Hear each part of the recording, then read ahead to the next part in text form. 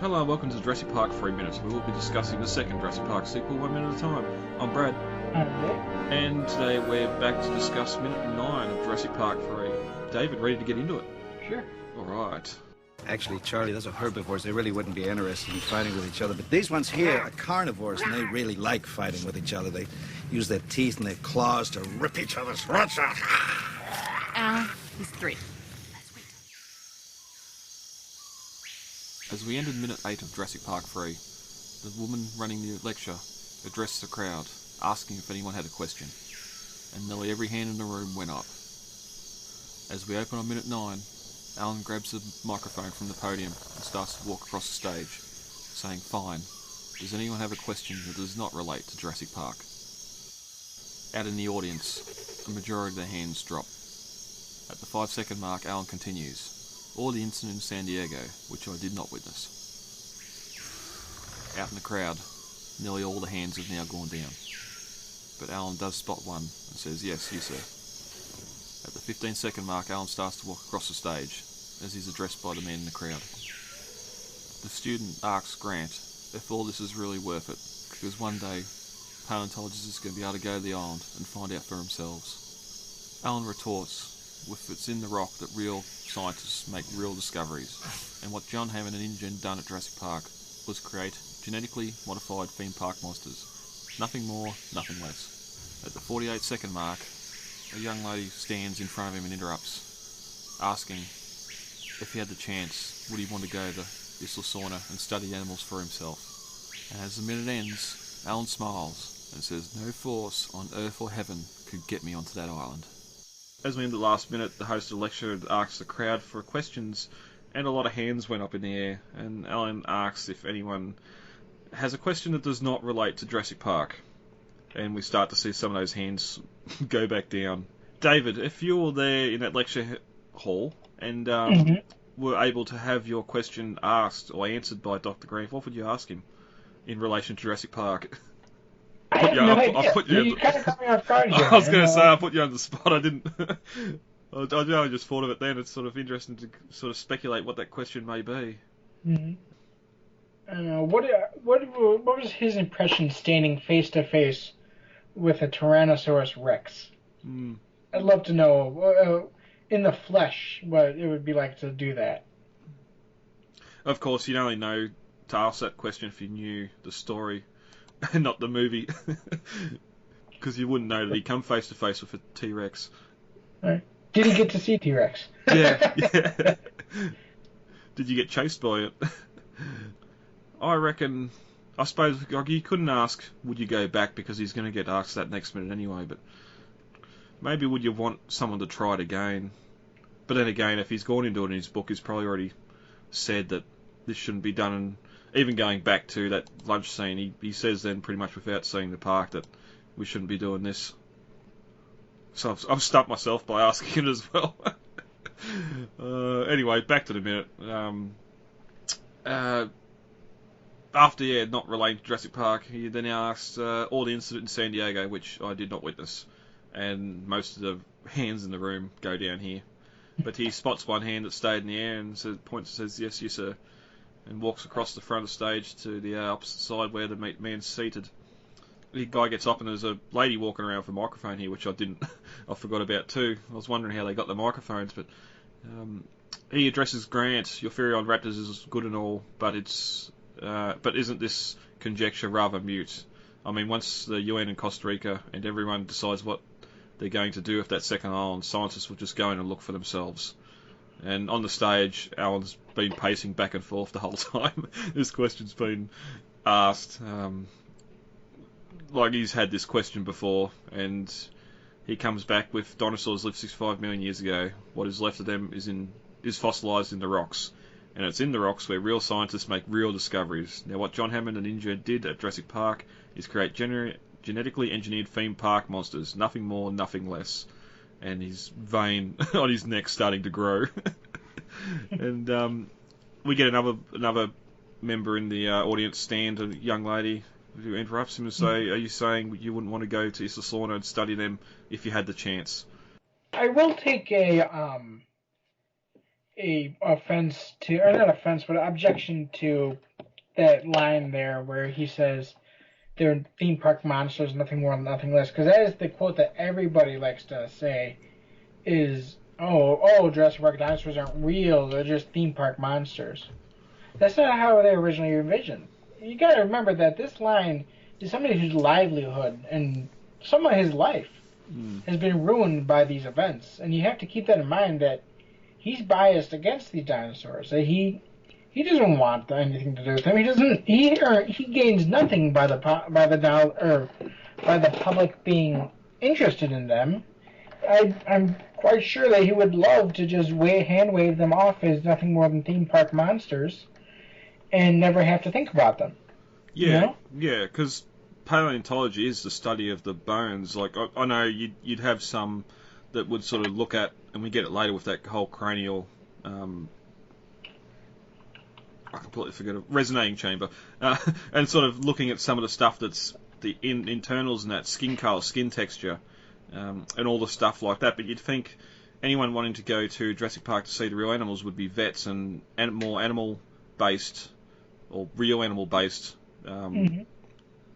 professionals, doctors. I don't know the word, but yeah, like yes, it'd be good to see. He's obviously working with raptors. It'd be good for him to see a live raptor, but it's not essential to what he's studying, what he's doing there in the ground. But then you sort of get a lot of that stuff in The Lost World with Sarah, how she's sort of studying more the behaviours, the parenting, being able to see nests and all that sort of thing to confirm or change some of her study. Mm-hmm. But also on the part of theme park monsters, we discussed in the third episode of Jurassic Minutes over on Patreon, patreon.com/Jurassic Minutes, plug, with the virgin numbers and everything else, about how much the novel sort of put forward that idea of making the dinosaurs real and then dumbing them down for safety mainly. But in the actual film, we do get the virgin numbers in the cryo storage, but what we get for the main part that Hammond and crew purvey is that we're making the dinosaurs as real as they can be, and not changing them up too much. Aside from the frog DNA, of course, and the whole breeding thing, but then again, that was security measures. I mean, even zoos do that where they stick only certain genders of animals within a enclosure. I mean, you can't have the zebras screwing around all the time and having constantly getting new zebras, you know? Yeah, yep. What are you going to do with all the zebras? You know? Well, I mean, yeah, zoos do have breeding programs, but they have programs there where they intentionally breed them. There are no unauthorized breeding in zoos. Well put. And that's, yeah, I think Colin come out and said at one point that all the animals in Jurassic World were sterile, not just female or male like the original park. It's actually, they've made them sterile, but that's a different conversation for a different day. But then the young lady sort of interrupts, says, and I did touch on this before, saying you would want to go to Isla Sorna and study them if you had the chance, and it's sort of a bit confusing here. We've talked before about how some of the visuals in that make it look like we're going back to Nublar and not Sorna. But even here with Grant talking about InGen and Jurassic Park, Nublar isn't mentioned at all. And if there was an InGen trial and a list of species was released, all the focus would be on Sorna, but you'd think something would be mentioned about Nublar as well and what was going on or what had gone on there. If you want to take Jurassic World on faith and on canon, and there's animals there by this time, they've already been in there to do the check-up of what animals still alive in that. And we know there's a Tyrannosaur still roaming the island and maybe a Dilophosaur as well, so it's just a shame that maybe if they had more time to write the script and that, they would have done something name dropped or just put something to say this is what's happening with Nublar. Because it's even just ownership of the two islands. We know Hammond said he leased Nublar from the Costa Rican government, but we have no idea what was done, what the deal was with Sorna, whether they purchased that outright to keep it off the books for a shell company or what. Yeah, that's true. I think personally, I always felt like InGen actually owned Isla Sorna, and that they had temporarily had an ownership lease with. Because when you lease something, you do technically own it, but you're paying to use it. Yeah. You know, I mean, it's like renting in a way. I mean, or no, not even really. It's like leasing a car. Technically, you do own the car, but you're not making full payments. You know, you're making partial payments over a period of time, and then relieving yourself of that lease. Mm. Well, Whether you not renew the lease or you let the lease go is a matter of whether or not you can afford it. But I think it's under the same principle, you know? Yeah, and that's the thing, not knowing, and probably should have researched, not knowing if body of land or anything like that's different to a car, or that with lease agreements, obviously there'd be different speculations there, or stipulations there, but if that's the case also, then you can break the terms of a lease, and once Jurassic Park was found out, Costa Rica should have technically broken that lease with InGen and taken the island back, but then that raises a whole lot of other questions. But if you look at the timeline, the sort of timeline that's been put together, Sorna was in operation to supply animals to Jurassic Park San Diego before they moved to Nublar. So, as you said, it's more than possible and more than likely that they purchased Sorna, whether as InGen or through another name, just so not to rouse suspicion, start creating animals there, and then realising, well, Nublar is only a couple of 100 miles north. It's a lot closer than San Diego, and it sort of would give Hammond a better location to put his destination island resort. Because if he's just going a destination island resort, that thing could be anywhere. It could be in the Bahamas, it could be... no, wrong side of the continental United States.